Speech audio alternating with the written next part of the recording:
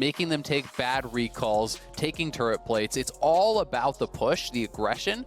So they have to be up there protecting him, because if you have that Quinn just on an island, it's so easy for the TF and for this Olaf and everyone to show up on this person who's pushed to their opponent's tower and kill them off. So Santorin must be playing around it. That also means, you know, you talked about Team Liquid having to get a lot out of their bot lane. That means it's less likely for people to be down there.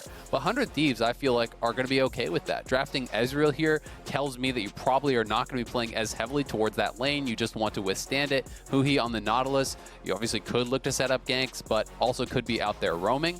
We have been seeing this Essence Reaver Duskblade build. That's my guess out, right? So TL was positioned very aggressively, knowing that their jungler was in the area, but Santorin couldn't walk through the Olaf and the Nautilus to help his team. So as they're continuing to get pushed in, TL just needed to really back it up. Instead, they don't, and sure, CoreJJ had a nice peel to actually prevent Tactical from going down, but it cost him his flash. It gets Tactical incredibly low with no health. That's gonna hurt. The FBI. Yep, that was so good. W into E auto. No reason to Q. You're going to get the skills to land regardless because the E is heat-seeking. And CoreJJ just gets first-blooded.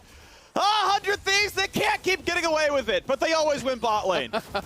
They're doing it again, Freak. Another 2v2 kill here. Yes, there was a... These are double what 100 Thieves get on average. Like, they are just outstanding overall in the laning phase. Core not going to stop the recall. He could have walked up for it, but I also think he didn't know. I just love the thumbs up. Every time. Every time. That never gets old. It's definitely the best. It's amazing because, like, it's the very first emote. It's the one free emote everyone gets, and it's the default. And it's like, okay, people are going to get tired of it. And yet it just works so well. The passive aggressive just like gauntlet thumbs up is just pretty pog. Now ulti gonna come in, big bonk comes over the top, big damage. A heal puts him at 200. The flash is gonna get followed though. Alfari, great timing on the vault, allows it to flash follow and gets the kill in top 1,000 or about 1,000 100 Thieves way. And hey, at 22 minutes we can have a Dragon Soul. Also, hey, by the way, TF's gonna show up looking for the stun. Stopwatch for Santorin, who he wants to find something else. Santorin's going to get knocked up there by Nautilus ulti. And he, yes, flashless as you called out, is just going to go down. FBI steals it away, gives the team a thumbs up, and it's like, yeah, dude, that's my goal. Yeah. So, really nice play. Actually able to punish Santorin cross map. Not sure if he would have been able to get out 100% if he had the flash, but at the very least, they are able to get something back. And now a nice engage here on that bot side. Big stun comes across from CoreJJ, the re-engage. FBI is just dead! Core's mechanics on point. Tacticals follow very good as well, but a second anchor toss means Huhi is not done with this fight. Closer can't get much more done. I love how action-packed this game is.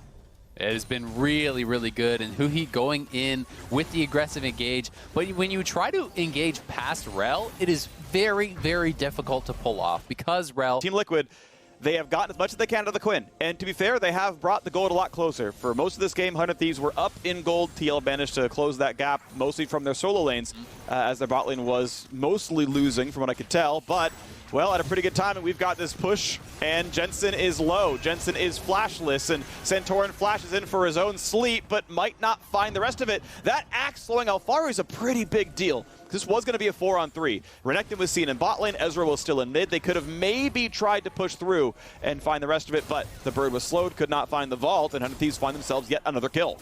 Yep, the axe slow is nice, but you just have to hit that Quinn at all. Oh, they're going in.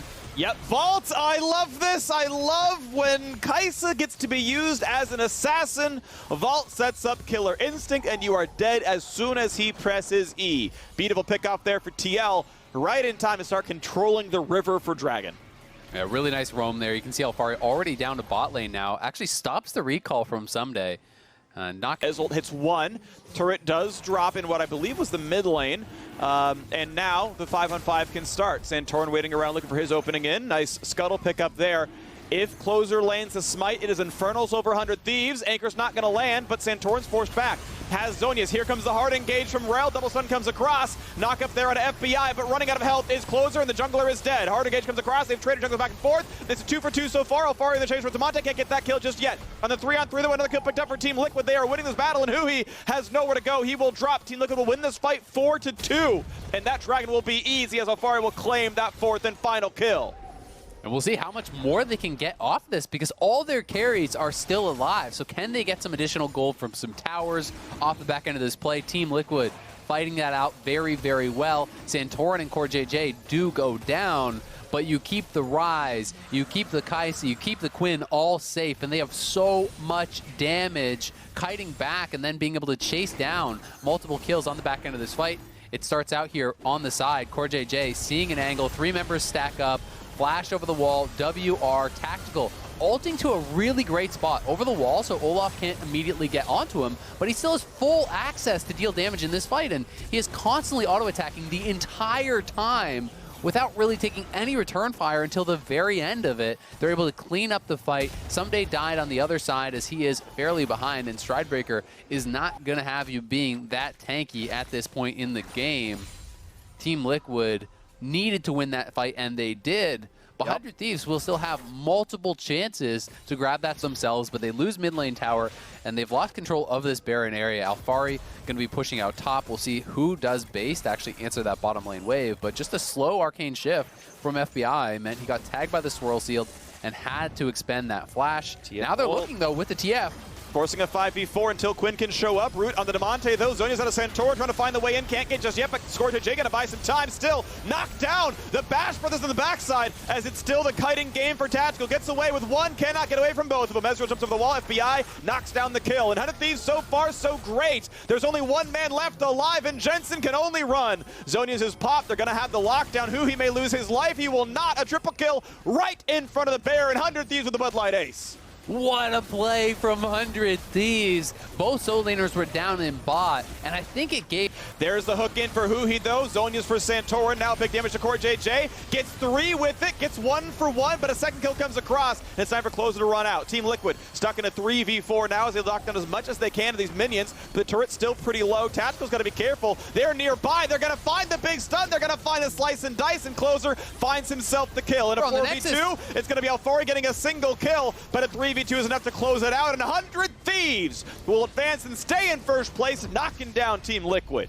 What an ending! 100 Thieves, knowing their limits, they're refusing to leave the base, kept the push going for so long there, taking down Team Liquid. Baron minions in like 2 Qs, right? Echo is actually a legitimately fine wave clear champion. Same with Jhin. Same with Jhin. When Jhin touches the wave, he bounces all of his stuff, he W's all the minions, he puts his traps down. He's not a bad wave clear champ. So it's totally different. It is actually totally different. I hated their draft, man. I hated it. I'm actually glad that they lost. They deserve to lose picking like that. Their coach deserves to be like talked to. You know, actually when I was on TL, when the coaches drafted like shit, they had to explain to Steve why they picked that way. And they hated that, right? Like, you signed up to be a coach, you have to fucking explain to people outside of the team, like not really outside of the team, but you know what I mean, like outside of the team staff, if that makes sense, why you drafted that way. But this one, man, I'm just looking forward to Jat's report on this one. And the last game as well. Love to see it. So yeah.